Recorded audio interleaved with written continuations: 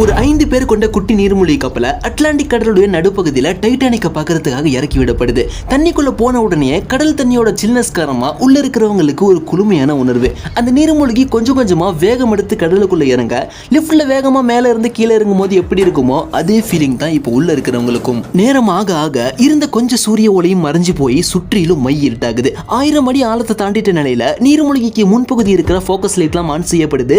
அந்த வெளிச்சத்தினால ரொம்பவே அரிதான ஜெல்லி ஃபிஷ், லைட் எமிட்டிங் ஃபிஷ்லாம் கண்களுக்கு தெரியுது. இதுக்கப்புறம் தான் மிகப்பெரிய சம்பவமே இருக்கு. அடுத்து என்ன நடந்துச்சுன்னு பார்க்கறதுக்கு முன்னாடி இந்த வீடியோக்கு லைக் மட்டும் பண்ணிருங்க. அப்பதான் இந்த வீடியோ உங்களை மாதிரி நிறைய மக்களுக்கு போய் சேரும். Back to the topic. இப்போ நம்ம பார்த்த மாதிரியே 2 மணி நேரம் இந்த ப்ராசஸ் தான் போயிட்டு இருக்கு. கிட்டத்தட்ட 5000 அடி ஆழத்தை தாண்டி கீழே போயிட்டு இருக்காங்க. இப்போ உள்ள உட்கார்ந்துட்டு இருக்கிற 5 பேர்ல ஒருவர் இந்த நீர்மூழ்கியோட ஓனர் அண்ட் ஆபரேட்டரான ஸ்டாக்டன் ரஷ். இதை ஆபரேட் பண்ணிக்கிட்டு அவருடைய அடுத்தடுத்த எதிர்கால பயணங்களை பத்தி யோசிச்சுக்கிட்டே இருக்காரு. இன்னொருத்தவர் இவருக்கு உதவியாளர். மீதி 3 பேர் பாத்தீங்கன்னா அட்வென்ச்சரான பயணம்னு ஆசைப்பட்டு 2 கோடி ரூபாய் டிக்கெட் எடுத்து அந்த நீர்மூழ்கியோட கண்ணாடி வழியா கடல்ல பாத்தீங்கன்னா வீடியோ எடுத்துட்டு இருக்காங்க. இவங்க எல்லாருமே இன்னும் கொஞ்ச நேரத்துல டைட்டானிக்க பார்க்க போறோம் அப்படிங்கிற ஆர்வத்தோட உள்ள உட்கார்ந்துட்டு இருக்காங்க. இதுல இன்னொரு சுகமான விஷயம் என்ன அப்படின்னா, அந்த 3 டூரிஸ்டர்ல ஒரு 19 வயசு சின்ன பையன் நார்மல் டைம்லயே ரூபிக் கியூபை நல்லாவே சேர்த்து விளையாடுவானா. கடல் ஆழத்துல டைட்டானிக் பக்கத்துல போன உடனே நான் ரூபிக் கியூபை சேர்த்து விளையாடுவேன் அப்படின்னு இந்த பையன் அவங்க அம்மா கிட்ட வரும்போதே சொல்லிட்டு வந்திருக்கான். இவனும் அந்த ரூபிக் கியூபை கையிலே வச்சுக்கிட்டு கடல்ல ஆழத்தை நோக்கி எதிர்பார்த்து உட்கார்ந்துருக்கான். ஆனா இவங்க யாருக்குமே தெரியல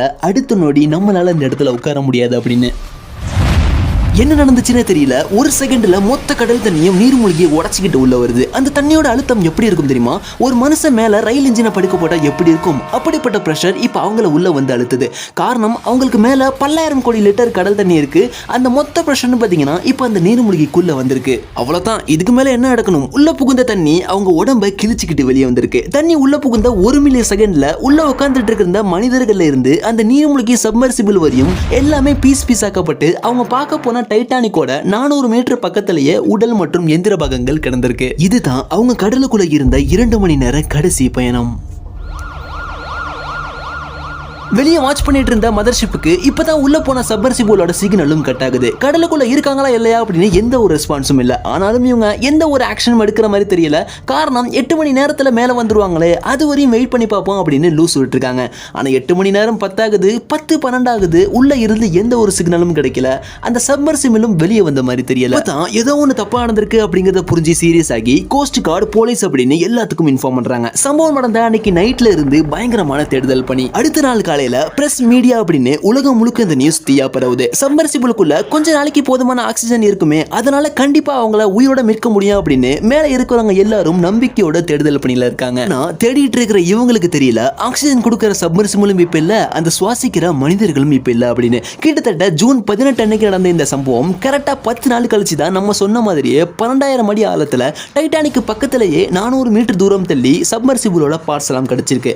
அப்ப அந்த மனிதர்கள் அப்படின்னு கேட்டா நமக்கே தெரியும் 12,000 அடி ஆழத்துல கொடூர உயிரினம் வாழக்கூடியது கண்டிப்பா உடல் கிடைக்கிறது கஷ்டம் தாங்க. 100 வருஷத்துக்கு முன்னாடி எந்த இடத்துல எந்த அலட்சியத்தினால டைட்டானிக் கப்பல் மூழ்கடிக்கப்பட்டதோ அதே இடத்துல அதே அலட்சியத்தினால தான் இப்போ மறுபடியும் 5 உயிர் பலி போயிருக்கு. புரியல. இந்த சம்பவம் நடந்ததுக்கு உண்டான வாய்ப்பு ரொம்ப குறைவு தான். அப்படி இருந்தும் இந்த நடந்ததுக்கான 3 முக்கிய காரணங்கள். முதல் விஷயம், டிராவல் பண்றதுக்கு சூஸ் பண்ண இடம். இரண்டாவது, டிராவல் பண்றதுக்கு சூஸ் பண்ண வாகனம். மூன்றாவது, இது எல்லாத்தையுமே சூஸ் பண்ண அந்த மனுஷன். ஃபர்ஸ்ட் இவங்க சூஸ் பண்ண இடம் பாத்தீங்கன்னா மீன்களை சுத்தி பார்க்கறதா இருந்தா கூட 100 அடி 200 அடி ஆழத்துல போயிட்டு வந்துடலாம். ஆனா இவங்க டைட்டானிக்க பார்க்க போறது 12,000 அடி ஆழம். இது நமக்கு வெறும் நம்பரா தான் தெரியும். ஆனா இது உண்மையிலே எப்படிப்பட்ட ஆழம் தெரியுமா? உலகத்திலேயே உயரமான கட்டிடம் புர்ஜ் கலிஃபா அப்படின்னு நமக்கு எல்லாருக்கும் தெரியும். அதோட டாப் எட்ஜ்ல இருந்து கீழே பார்த்தா உலகத்திலேயே நம்ம தான் ஏதோ ஹைட்ல இருக்கிற மாதிரி ஒரு ஃபீல் கொடுக்கும். அப்படிப்பட்ட புர்ஜ் கலிஃபாவே அதோட தரைமட்டத்தில இருந்து டாப் எட்ஜ் வரையும் கடல் தண்ணி இருந்தா எப்படி இருக்கும்? அதுவும் கிடையாது. அதே மாதிரி 5 புர்ஜ் கலிஃபாவை ஒண்ணுக்கு மேல ஒண்ணு அடுக்கி வச்சா இப்போ எப்படி இருக்கும்? எஸ், இதுதான் உண்மையான 12,000 அடி ஆழம். அந்த ஒரு எண்டு பாயிண்ட் 12,000 அடி தரைமட்டம் எப்படி இருக்கும் அப்படின்னு தெரியுமா? நீங்க இப்போ 12,000 அடி ஆழத்துல கடல் தரைமட்டத்தில் நிக்கிறீங்க அப்படின்னா உங்க தலைக்கு மேல ஒரு உலகத்தை நிப்பாட்டி வச்ச அளவுக்கு பயங்கரமான அழுத்தம். இந்த ஒரு அழுத்தத்தினால தான் இரும்புல செய்யப்பட்ட டைட்டானிக் இன்னைக்கு வரையும் தினமும் உடைஞ்சிக்கிட்டு வருது. இன்னொரு பக்கம் உடம்பே உறைஞ்சு போற அளவுக்கு -3 டிகிரி செல்சியஸ்ல பயங்கரமான கோல்டு. நம்ம கிட்ட பாத்தீங்கன்னா அடிக்கடி கும்மிருட்டு, மையிருட்டு அப்படின்னு சொல்லுவாங்க. அந்த ஒரு இருட்டை நம்மளால இங்க தான் பார்க்க முடியுங்க. அந்த அளவுக்கு இருண்டு போன இடம். இப்படிப்பட்ட கடல் உயிரினமே வாழ்றதுக்கு பயப்படுற கொடூரமான ஆழத்துல தான் அவங்களும் போறதுக்கு ஆசைப்படுறாங்க. போட்டிருக்காங்க.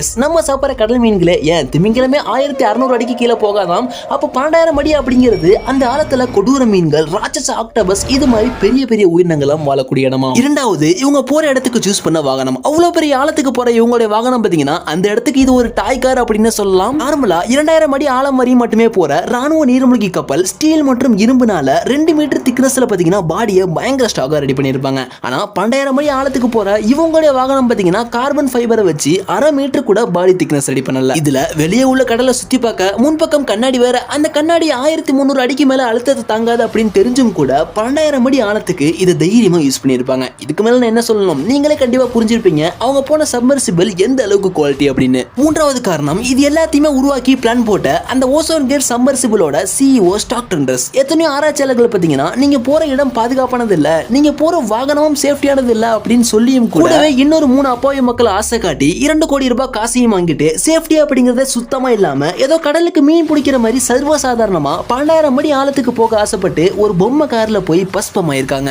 சரி, எது நடந்ததோ யாரையும் குற்றம் சொல்லி இப்ப எதுவும் நடக்க போறது இல்ல. ஆனாலும் இந்த சம்பவத்தில் நடந்த ஒரு சின்ன நல்ல விஷயம் என்ன அப்படின்னா இவங்க இறந்த முறை ரொம்பவே எளிதானது அப்படின்னு சொல்லலாம். இந்த ஆக்சிடென்ட் ஒரு செகண்ட்ல நடந்திருக்கும் அப்படின்னு சொல்லப்படுறதுனால அவங்க நீண்ட வழியெல்லாம் கண்டிப்பா அனுபவிச்சிருக்க மாட்டாங்க. இது வரையும் நல்லதுதான். இதுவே டைட்டானிக் சுத்தி பார்க்க போறேன் அப்படின்னு கப்பலுக்குள்ள இவங்க புகுந்துட்டாங்க அப்படின்னா மறுபடியும் வெளியே வருது கஷ்டமா போயிருக்கும். ஏன் அப்படின்னா உள்ள போயிட்டு வெளியே வரும்பொழுது டைட்டானிக்கோட துருப்பிடிச்ச இரும்பு தகரம் இவங்களை வெளியே விடாம உள்ளே லாக் பண்ணிட்டாலும் அங்க உள்ள பழைய இரும்பு கம்பிகள் ஏதாச்சும் அவங்க போன சப்மர்சிபிள் மேல மாட்டிக்கிச்சு அப்படின்னாலோ அவங்க வெளியே வர முடியாம ஆக்சிஜன் சிலிண்டரும் காலியாகி மூச்சு திணறல் ஏற்பட்டு ரொம்பவே கஷ்டமான சூழ்நிலையில இறந்து போயிருப்பாங்க. இல்லனா போற வழியிலே திமிங்கலம் அவங்கள முழுங்கிட்டாலோ இல்ல ஆழ்கடல்ல உள்ள ராட்சச ஆக்டோபஸ் அவங்கள புடிச்சு வச்சு அட்டாக் பண்ணிட்டாலோ சொல்ல முடியாத அளவுக்கு கொடூரமா இறந்து போயிருப்பாங்க. எனிவே இத மாதிரி எதுவும் நடக்காம இருந்த வரையும் நல்லதுதான். இந்த சம்பவத்துக்கு அப்புறம் இனிமே யாரும் ஆழ்கடல் டூரிஸ்ட் அப்படின்னு கிளம்பி வர மாட்டாங்கன்னு நினைக்கிறேன். அப்படியே வந்தாலும் மக்களும் பாத்தீங்கன்னா கண்டிப்பா போறதுக்கு யோசிப்பாங்க. இந்த இடத்துல நான் சொல்ற ஒரு விஷயம் என்ன அப்படின்னா விண்வெளிக்கு கூட எத்தனையோ மனிதர்கள் போய் சாதனை பண்ணியிருக்காங்க. ஆனா கடல் அப்படி கிடையாதுங்க. ரொம்பவே குறைந்த அளவிலான மக்கள் மட்டுமே கடலுடைய ஆழத்துக்கு போயிருக்காங்க.